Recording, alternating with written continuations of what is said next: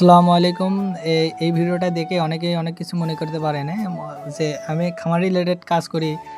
আবার জমিতে কৃষি জমিতে ঔষধ দেওয়ার জন্য এই ঢোপ বা পট নিয়ে আসি কেন?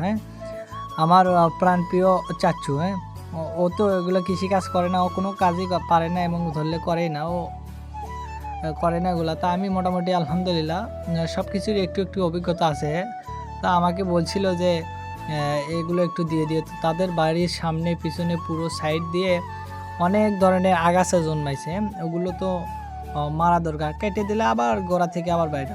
সেই কারণে যে ঘাস মারা যে ঔষধটা পাওয়া যায় ওগুলো প্রয়োগ করে দিলাম। সে আমার খুব ভালো চাচ্ছু আলহামদুলিল্লাহ। তার সাথে সচরাচর আমরা দুইজনে মজা ঠাট্টা করি, ভিডিওতে মাঝে মধ্যে সে আসে। আবার ক্যামেরার অংশ ধরতে গেলে সেই আমার ক্যামেরা বেশিরভাগ সময় ধরে। ও তো স্কুল লাইফ এখনও শেষ করেনি, ও স্কুলে যখন যায় সেখন তো আর আমার ক্যামেরা ধরার কেউ থাকে না, তখন আমি নিজেই ক্যামেরা ধরে নিজেই ভিডিও করি। ও সচরাচর যখন আমি বাসায় থাকি, সে যখন বাসায় থাকে, স্কুল যখন ছুটি থাকে, সে আমার ক্যামেরাটায় ধরে। ধরতে গেলে এক প্রকার সে আমার কাছেরই একজন চাচ্চু।